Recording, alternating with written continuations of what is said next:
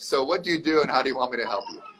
So I own a company called the Total Mom Show or the Total Mom Network. It's evolving. And so what we provide are cross-Canada multi-city festivals for moms. And so basically we create experiences and give moms access to resources to really support them personally and professionally. So the idea here is that once you become a mom, shit gets crazy. It's very difficult.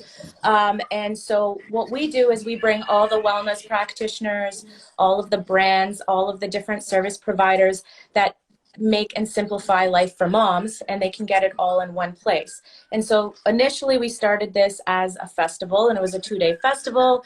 There was like a Dragon's Den style pitch competition for mom entrepreneurs and mompreneurs. And it also had like a wellness type of market where they can buy and speak to practitioners. And then additionally to that, there was like an internal influencer program where we worked with really large brands and organizations to bring forth their products to help and support moms.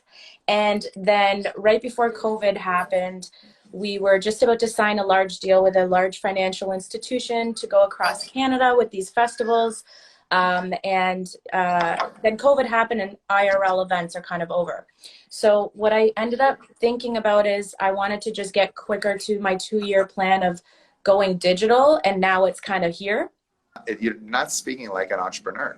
Your language makes me assume you don't know anything about business. It's very clear.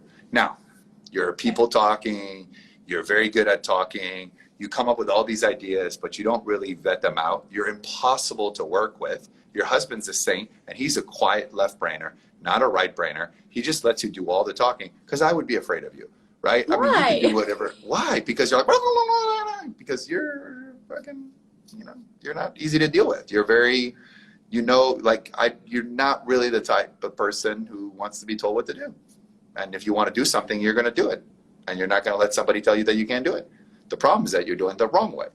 For example, I all knew your personality is the second we started, because you went on and you told your little story and we do all this and you made yourself seem that you were. We do festivals all over. We do this and with this and we're signing this, right? But you see what I mean? So you, from an outsider perspective, they would be like, wow, right? As some of the comments were here, they're impressed. Wow, they thought. But I knew that it was not real based on your personality. And let's say it's not the real. You're trying to do 5,000 things, trying to do all these revenues, and having multiple streams of income without water going through doesn't matter. Right. You need to focus on one thing and one thing only. You're trying to do 50 things. You're adding things. So let me give you a team. You're building a house without a strong foundation. So the minute something wrong happens, it happens and it falls over. And the problem is that you probably got around with this woman and said, we're going to do this, and we're going to do this, we're going to do this. And like, yay. And then she probably thought, if I talk to her, she'd probably say, you don't listen, and it's basically your way, and you keep adding things, and you do things that doesn't make sense. Now, I'm not saying she's right or wrong. Right. Right? And I'm not saying you're right or wrong. I'm just saying that's why it's not that's why there can only be one captain in the ship. And you want to be the captain. You want the ball. You want to be in charge. Right? And so as a result, you're now frustrating. Now, in her mind, she probably thinks she works on it. And I've been there before. That's why partnerships don't work in business, because there's always one person working more than the other. There's always one person doing more than the other. So as a result, then it creates dissension. And your dissensions in less than a year. I mean, usually like the honeymoon period in a business, it's like 2-3 years. People put up with it. In less than a year, she's basically exiting, which basically we partnered up in 2016, incorporated in 2017, and then spent 2 years planning the thing, because it was actually a pretty big festival. You need 2 years to plan something. I planned one of the biggest events in the world. We both had newborn babies, so we were pregnant and we had kids as well. So are you saying that any women that has children should put their lives on hold and not work on their business? No, that's why we worked on it. But we wanted to get it right. We wanted to do everything proper. We took our time with it. We built it out. You know what I mean? So did it work since you didn't make any money? Well, I mean, we weren't expecting to necessarily make a shit ton of money with our first time festival. What's the last business book you read? And I'm going to ask you all kinds of questions about it. To give you full disclosure, I've read over 500 books and I can speed read. chances are I probably know it, and I probably can tell you the chapter, the headline, and what you read. So I'm just giving you words of advice before I ask you the question. So what's the last book you read and when? I mean, it's probably been a while since I've read a big business book. I do a lot of my online, I'm watching a lot of Is there a small business book I don't know about? No, I mean, right now what I'm doing is I'm watching a lot of videos. I'm doing a lot of like online education. What kind of videos are you watching? What kind of videos? Like I'm educating myself on the different things that I want to learn and the strategies that I want to learn about. So YouTube. Things like Founder, you know, those kinds of courses and things like that, and e-courses. They're not courses. All they are is they're lead generations to sell you the course. You don't learn shit from those things.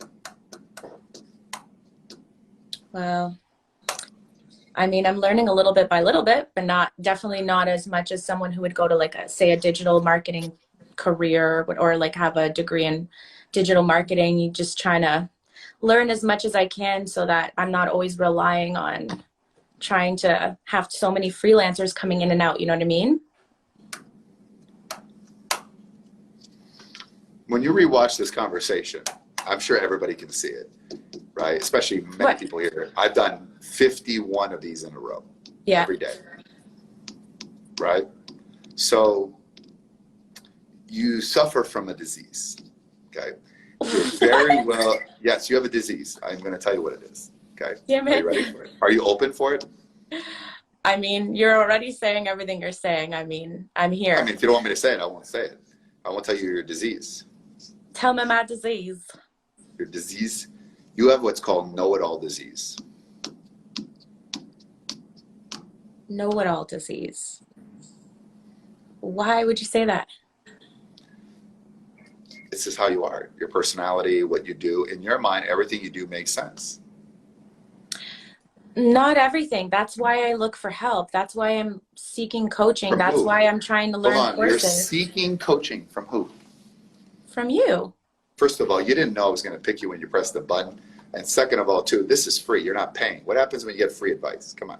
By the way, any mother will tell you. How many kids you have? 2.